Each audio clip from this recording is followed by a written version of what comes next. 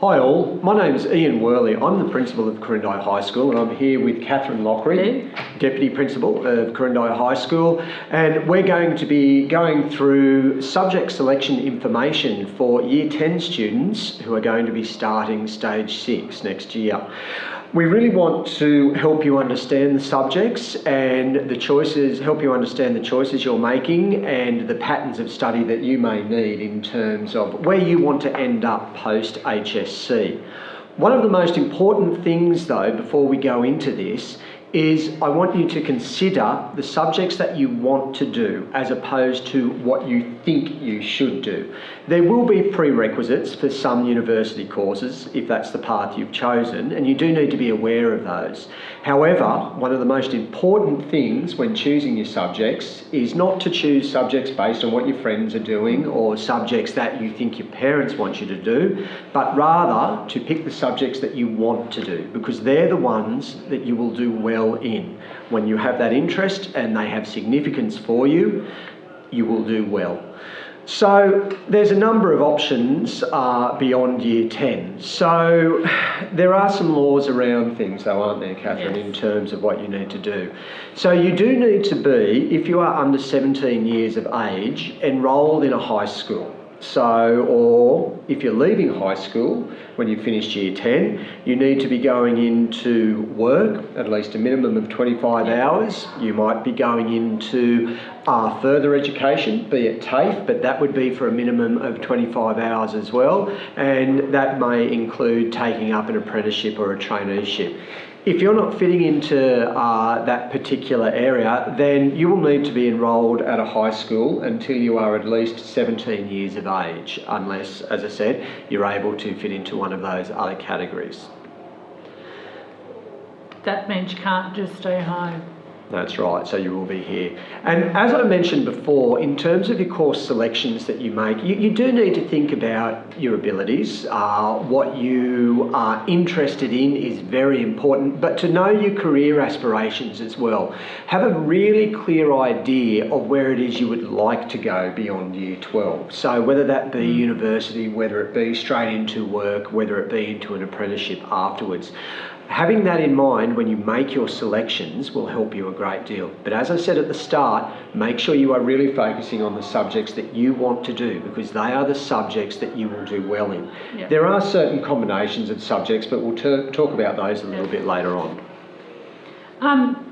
You also need to have a think about how many subjects you choose that have a practical component, because you don't want to be doing something where you have to do 3 major works, etc. And we will strongly direct you in a different area so that that doesn't happen, because that's a huge cost as well as time and a high level of stress. So we would advise against that. And part of the interview process we go through will help you with that. That's you. So the high school certificate it's a culmination of everything you've done over the 13 years of schooling, starting from kindergarten right through to Year 12.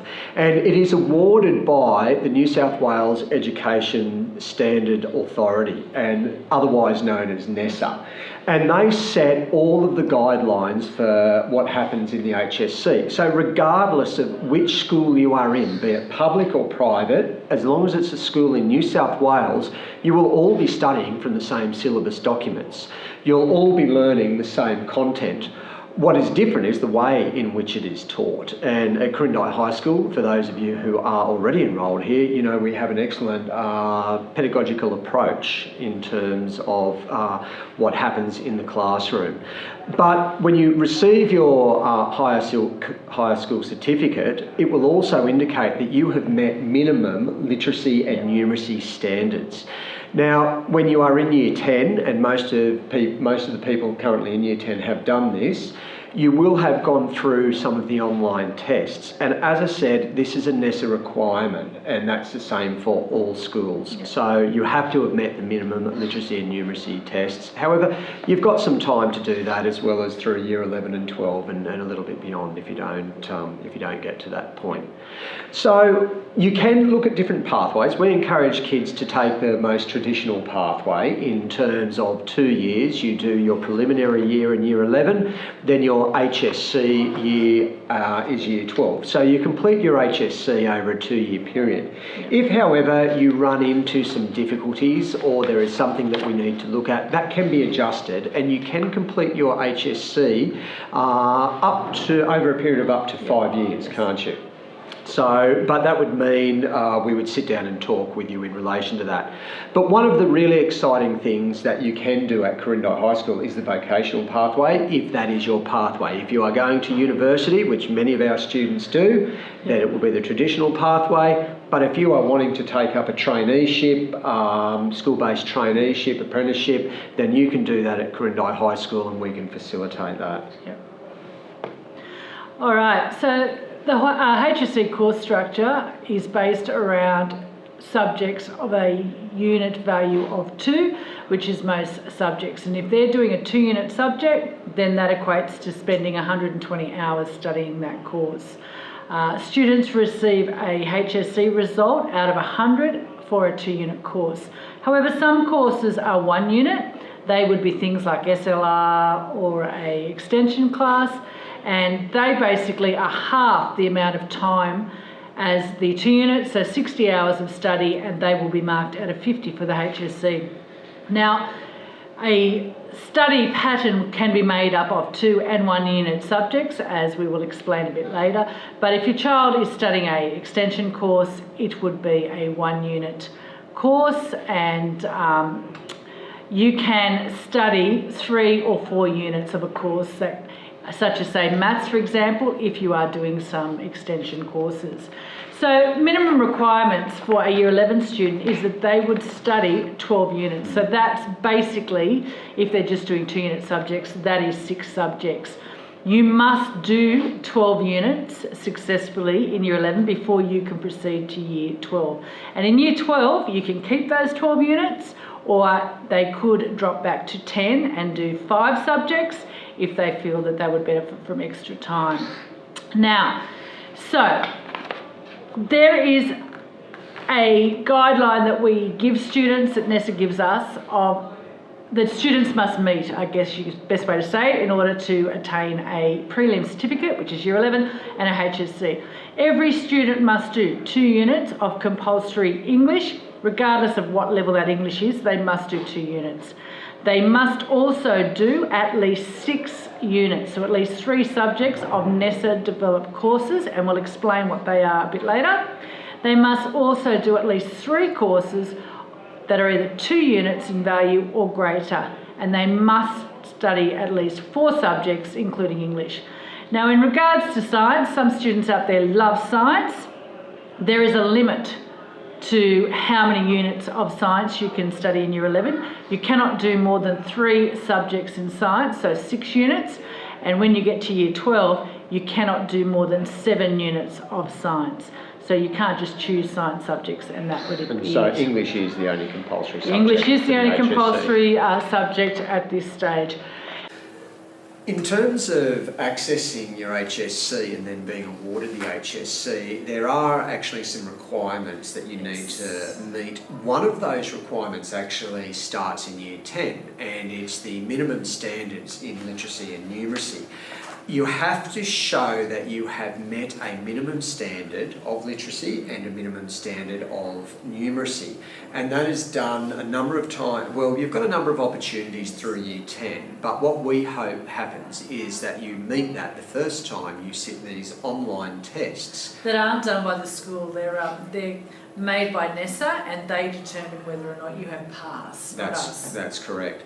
And so what happens is, in year 10, you'll be offered the opportunity to sit these tests, and there's 3 components. There's a reading, there's a numeracy, and a writing component. They are marked externally, as Ms Lockery just said. They're set by NESA, and so they are marked externally. If you don't meet those minimum standards, then you do have other opportunities in year 11, year 12, and a little bit beyond the HSC. However, until you have shown that you have met the minimum standards in literacy and numeracy, you will not be awarded your HSC. You can still complete all of the coursework for it, and we will assist you with that in school, but know that part of doing that in year 10 is so that you don't then have to worry about that in years 11 and 12. But we will help you get through that. And that's something that's only been introduced over the last few years. And as Ms Lockery said, set by the New South Wales Education Standards Authority, NESA, and they're the ones who determine what is in the HSC. Yeah. In terms of the types of HSC courses available, there are basically two different types. There are the NESA developed courses, which can be classified as a category A or B, and then there are the content endorsed courses, or the ones that a school develops and sends into NESA and gets the okay to run. For the category A and B NESA developed courses, they do a HSC exam. All courses offer a HSC exam except some, such as English Studies, Maths Standard 1 and the VET subjects. You have to opt in if you wish to do those exams, but you must do them if you wish to count them in an ATAR. So all category A and B courses can count in an ATAR. That includes some of the VET courses, and it can include some of the life skills courses, as in they are NESA developed, they don't count in an ATAR. The content endorsed ones, they don't have a HSC exam, they're not included in the ATAR, and they can include some of the VET courses, but a lot of them are actually category B content, NESA developed courses. We will help you understand all of that. When you start making your subject selections, that's part of the process we take you through, is to make sure that you're getting the qualification you want at the end. Now, the life skills courses I mentioned, they're part of a special pattern of study, and they are designed for a small number of students who are in special education or have special education needs. And they are for students that would work with Mrs Riddell or Miss McGuinness. They are board in developed courses. They can contribute towards a HSC, but there is no HSC exam for those courses. Now, in terms of your HSC marks, they are determined by combining your internal assessment mark and your external assessment exam mark. So that basically means your school assessment tasks combine to basically be worth 50% of your reported HSC mark. The other 50% is made up of external examinations, whether that be the actual HSC exam itself or some of the practical works that are sent into NESA to be marked externally. Now, in order to attain a HSC, you have to have completed a course in a satisfactory manner. And to do so, you have to follow the course developed by NESA or endorsed by NESA. That means you need to do all of the coursework that is outlined in the syllabus that your teacher gives you. You have to apply yourself with diligence and sustained effort. So you have to work consistently throughout the 2 years to complete all of the coursework, all of the assessment tasks that are set by the school. And you have to achieve some, if not all, of the course outcomes. In order to pass a satisfactory, complete a VET course, you must also do your mandatory work placement hours. If you don't do those, you cannot basically succeed in a VET course. So it's really important that you follow all of the work that you're given, you do it to the best of your ability. In terms of actually completing a HSC course, you must complete at least over 50% of the available marks in a course. But we assume you complete it all, and you get numerous warnings if you're not doing that. So if you didn't hand in an assessment task, you would get an end warning letter to give you the opportunity to fix the issue. But it's not just about that. In the actual HSC exam, you have to make a serious attempt to answer the questions in that exam. If you don't, you could get an N award basically for your HSC exam. These things rarely happen because most students show due diligence and they try and complete everything to the best of their ability, which is what we want, and it's what NESA requires. And that's why, a lot of our dispositions that we're trying to assist students to develop are going to be very helpful when you hit the HSC years, in terms of being able to self-regulate and monitor your own learning and plan and meet deadlines. Yes. One other thing that we have to, and we being the school and students, make sure students have done is a course. It's a very short course called HSC or My Own Work, and that is something that basically sets you up for university and also for senior study. It ensures that you understand that all of the work you produce is your own work. So it covers things such as copyright and plagiarism. In order to enrol a student in NESA, we have to tick off that each student has done that. So it is essential that that gets done. And Miss Saunders, as in Kerry Saunders, will start working with Year 10 to get that done towards the end of this year. But it's something that has to be done before we can even enrol you in Year 11 on NESA. And for those students going on to university particularly, it's going to be something that is useful. really important to know, because when you're writing your essays and your assignments for university, you have to acknowledge the sources that that information is coming from. So, which is a nice segue into the Australian Tertiary Admissions Rank, otherwise called the ATAR. Now, if you are wanting to head to university, which many students want to do at Quirindi High School, then this is one of the pathways that will take you there. It's not so much a mark, as I said, it's a rank. So it's your rank in amongst the cohort of students sitting the HSC for that particular year. And universities use this as a way to offer you entry into courses. To rank students. Yeah, and it's often more based around sometimes the popularity of the course, so that course numbers are limited. However, there are some courses which have an ATAR set, because there's a certain standard that is expected that if you go into that course that you should be able to meet a particular standard.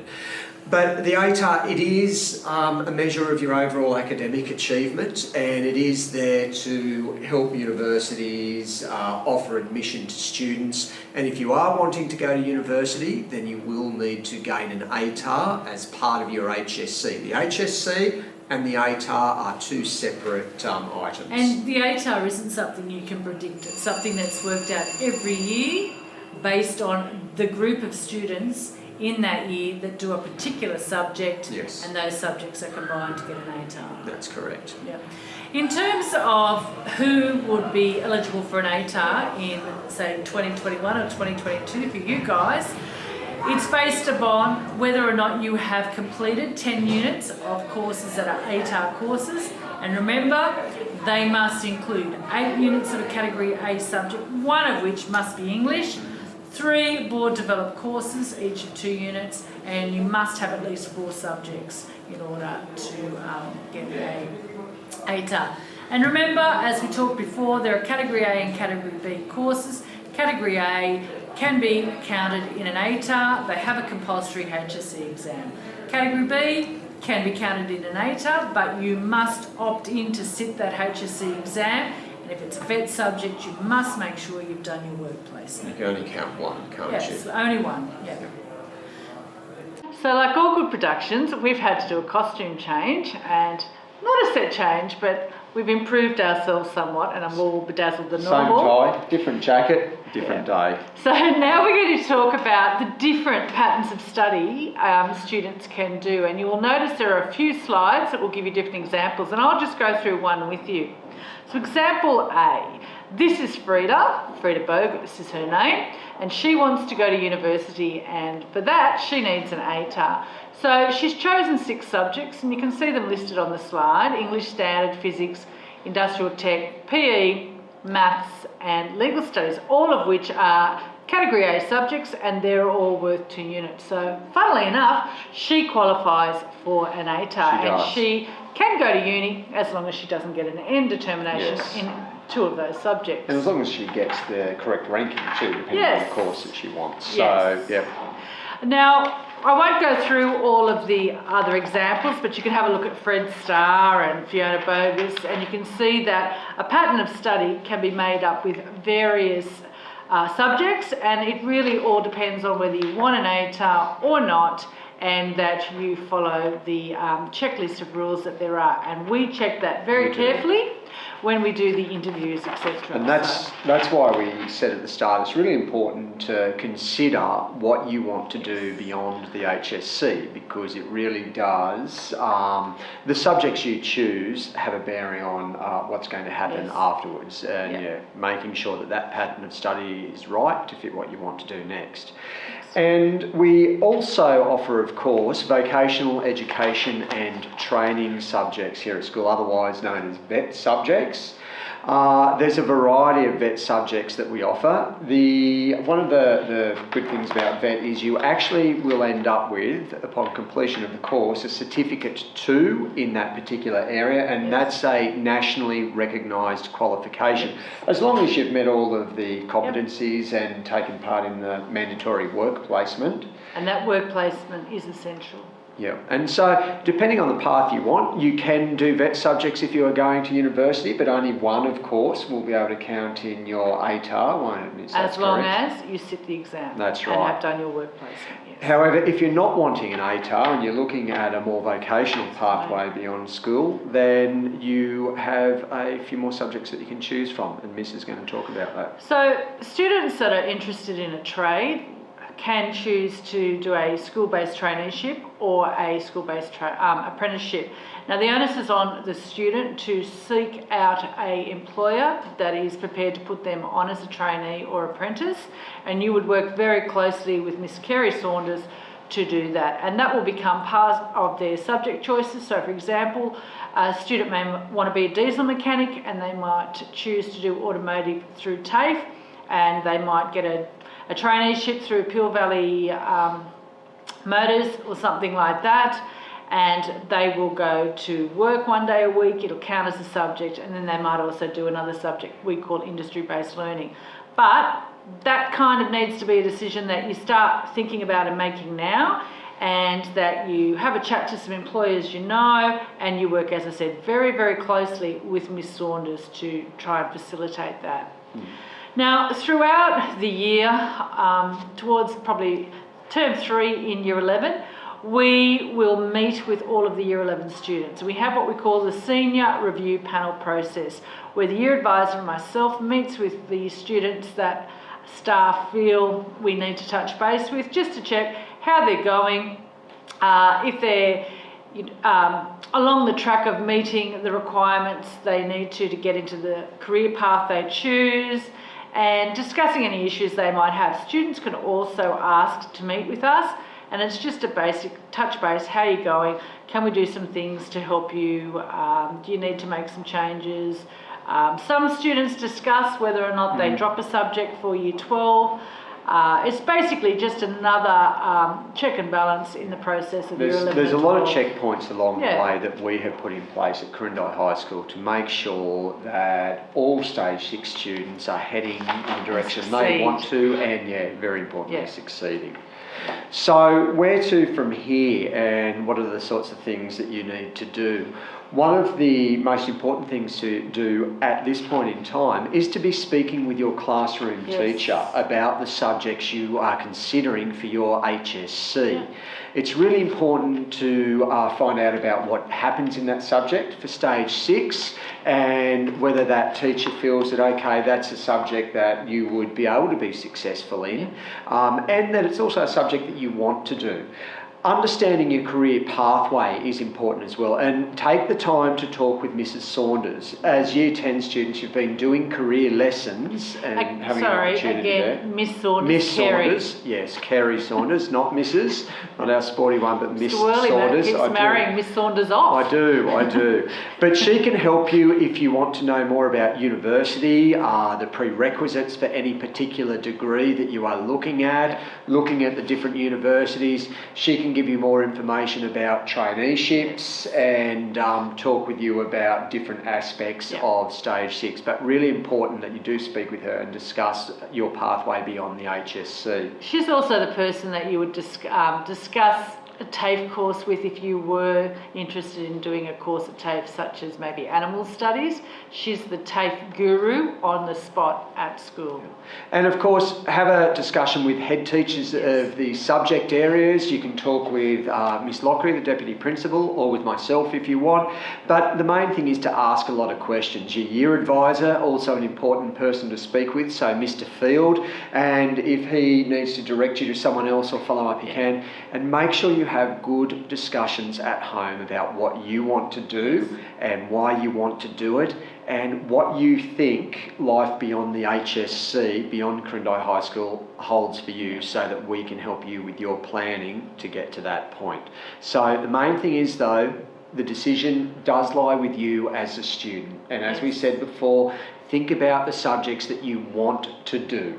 And also, as we said before, think about how many practical subjects you're doing, how many require major projects, and you really do not want to be doing courses that have more than 2 major projects in total. That will be a huge financial burden and a big burden on time, and it will cause you extra stress that you possibly do not need. And one of the big things that we will follow up with, just on the slide that you can probably see at the moment with choosing your subjects, is we've talked about career paths. We've talked about, picking subjects you're interested in. Don't pick subjects just because your friends have done it. It's not the way to go. Now is time to make your own decisions and to decide about what you want, not trying to follow the path of your friends. And we can't emphasise enough, being in a class with your mates, being with your favourite teacher will not make you like a subject that you have absolutely no interest in. 2 years is a long time. 1 year is a long time to be doing something that you don't like. So please do not choose them based on those things. There's a lot of commitment in the senior years, and we will help you with it. And part of that will be when you hit year 12, you having an individual mentor as well. But the decision lies with you, and you need to make decisions for yourself, not based on what your friends are doing. So there's, as we said, where to from here. You know the people with whom you need to speak. Find out as much information as you can, ask as many questions as you can, and ask if you need to ask the same question a few times of people. That is not a problem at all. We want you to have things as clear as possible in your own mind before you move forward making your final decisions. And just be informed. The more you know, the more you can make decisions that really are best for you and suit what you want to do.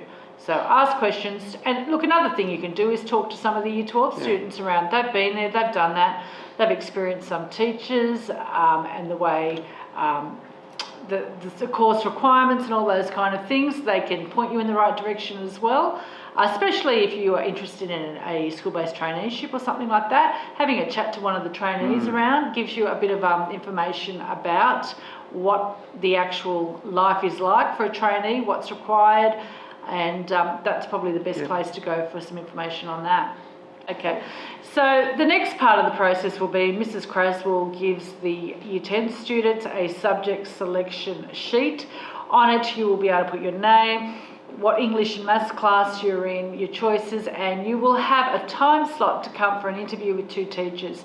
At that meeting, we will discuss your choices, your career paths, make sure that you can, if you want to go to uni, you will qualify, etc. Parents are more than welcome to come to that meeting. And we would encourage you to come along too, because it's a chance for you to be able to ask a lot of questions. And to also understand the process, etc. So you will get that soon. That's right. So the next stage, of course, is us moving through our calendar of events. So the interviews are the first part of that, and that will be happening around week 3 of next term. And it's a really important process, that one.